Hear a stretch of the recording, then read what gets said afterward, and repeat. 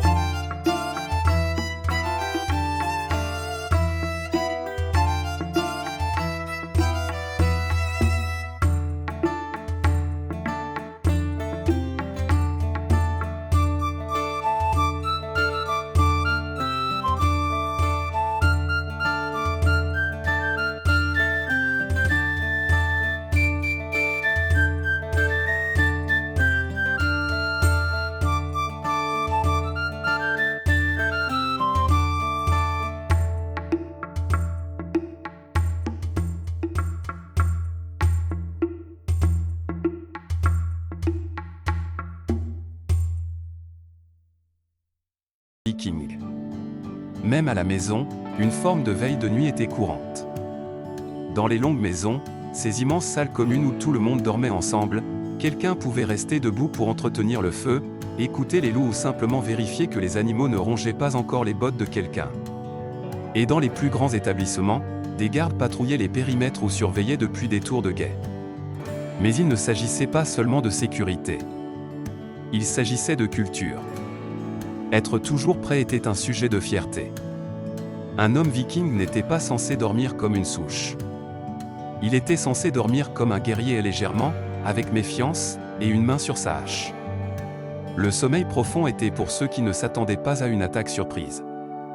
Et bien que cela semble épuisant, et ça l'était probablement, cette vigilance faisait partie de leur identité. Être viking, c'était être dur. Tu dormais quand tu le pouvais.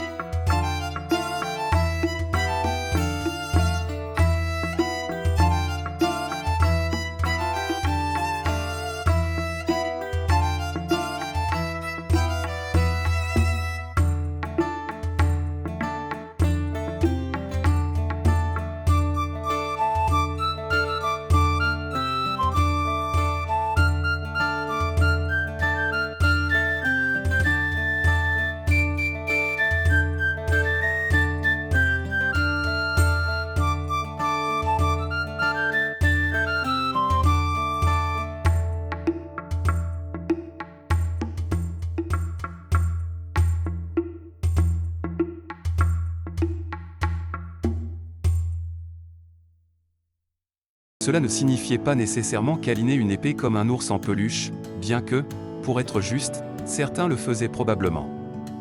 Le plus souvent, les armes étaient placées sous les fourrures, à côté des paillasses ou même tenues à la main. Pensez Y comme une sécurité par l'acier tranchant. Et ce n'était pas de la bravade. C'était pratique. Les maisons vikings étaient souvent isolées, vulnérables et faites de bois inflammables. Les bandits, les clans rivaux et les animaux sauvages n'attendaient pas le jour pour frapper.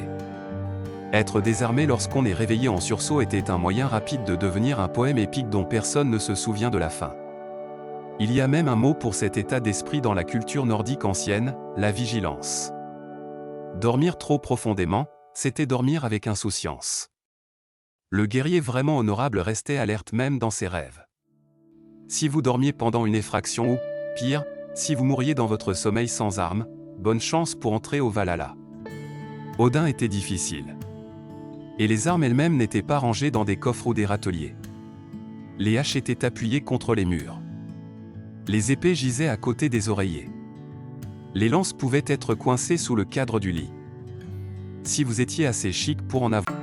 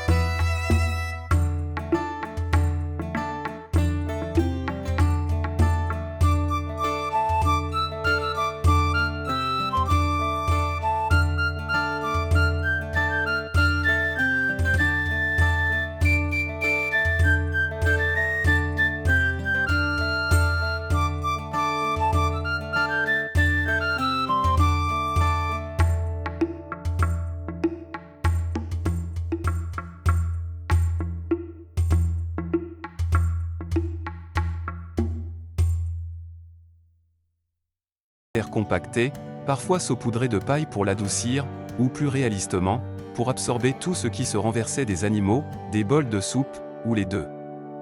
Dormir directement sur le sol n'était pas un signe d'échec. C'était normal, fonctionnel, peu d'entretien, le minimalisme viking dans toute sa splendeur. Et pour les plus pauvres, cela pouvait être leur seule option. Pas de banc, pas de lattes de bois, juste des pots de fourrure posés à un endroit avec un bon accès au feu et un trafic de sabots minimal. Il existe même des récits de voyageurs et d'invités dormant près de la porte, ce qui, en termes vikings, était un échelon au-dessus de « dehors » sur l'échelle de l'hospitalité. Dormir près de la porte signifiait que vous étiez le bienvenu, mais pas tant que ça. De plus, vous étiez probablement la première personne à vous faire poignarder si quelqu'un entrait par effraction, donc c'était amusant. L'avantage de dormir sur la terre battue était la chaleur.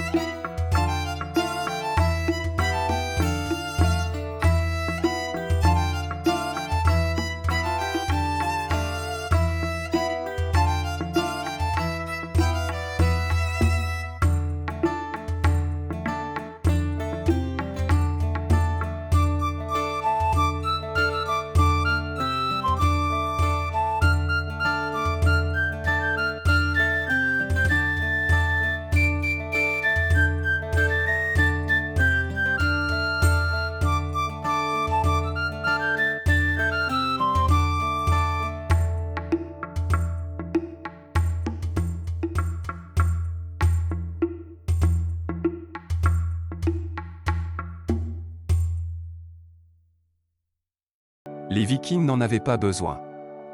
En fait, certains chercheurs suggèrent que ce sommeil en grande proximité encourageait des liens sociaux forts se forger à la lueur du feu, par des histoires partagées et le traumatisme mutuel d'entendre votre oncle marmonner de la poésie viking dans son sommeil. Si vous pensiez que partager une plateforme de couchage avec vos beaux-parents était difficile, imaginez y ajouter une chèvre. Ou une vache. Ou 3 poulets qui refusaient catégoriquement de se taire. Bienvenue à la version viking du chauffage central, dormir avec son bétail. Non, ce n'était pas une tradition rurale excentrique. C'était de la survie. Les longues maisons vikings étaient des structures polyvalentes. Une grande pièce pour manger, dormir, travailler, raconter des histoires et, oui, abriter les animaux. En fait, de nombreuses longues maisons étaient divisées en 2 zones principales.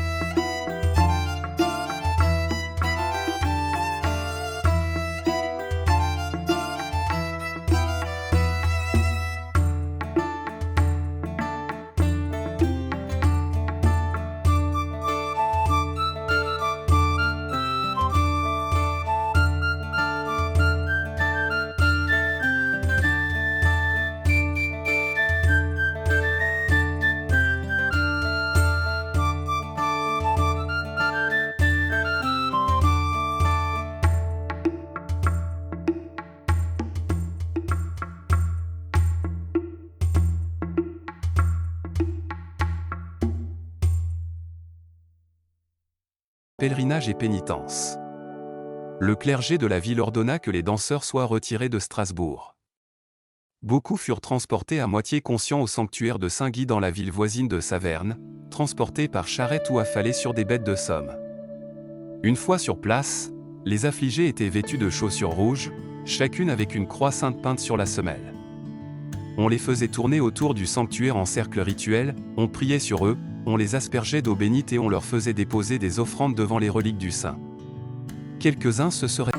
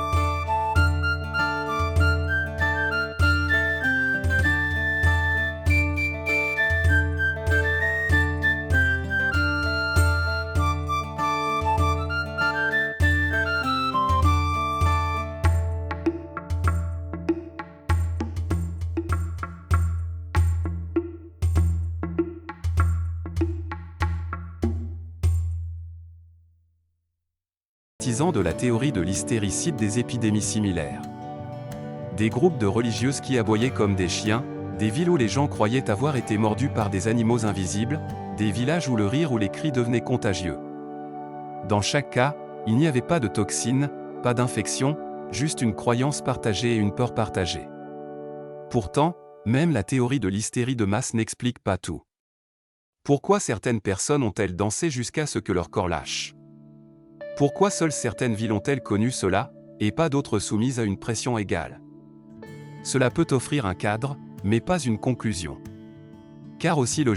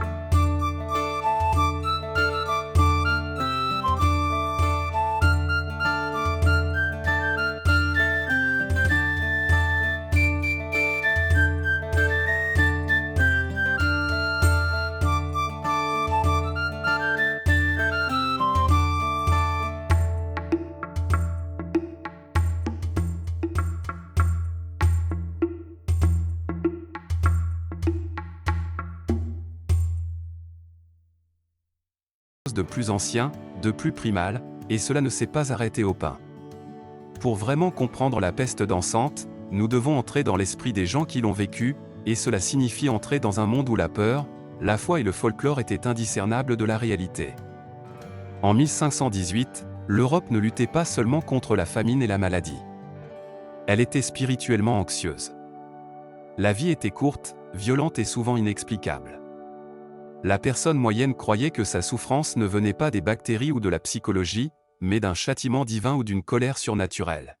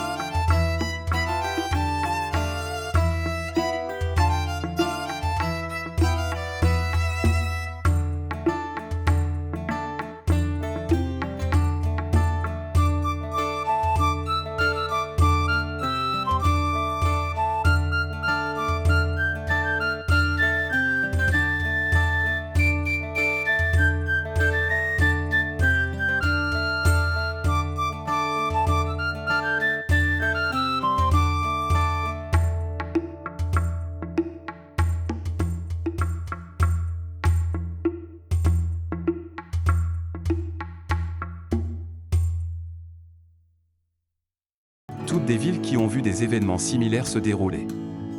Des groupes de personnes dansant, parfois en riant, parfois en pleurant, et souvent en implorant de l'aide. Certains tombaient d'épuisement. D'autres écumaient de la bouche.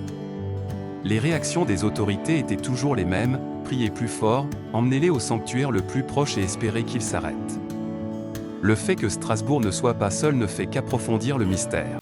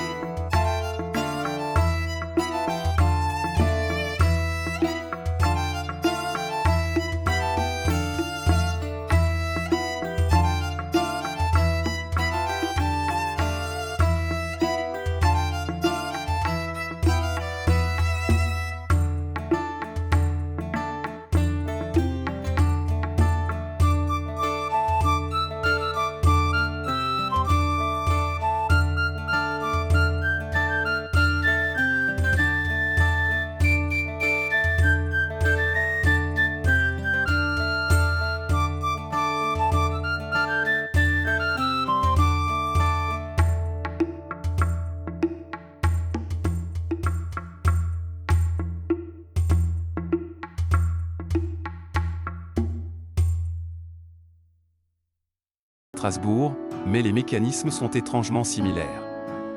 Un stress intense, une croyance partagée et le corps qui réagit sans cause claire. Ce que nous apprenons de Strasbourg, ce n'est pas seulement la fragilité des esprits médiévaux, mais la fragilité de tous les esprits. Les êtres humains sont programmés pour répondre à la peur. Lorsque le monde semble instable, lorsque les systèmes s'effondrent, lorsque l'autorité semble incertaine, notre cerveau cherche des soupapes de sécurité. Parfois, c'est la panique. Parfois, c'est la maladie. Et parfois, c'est la danse.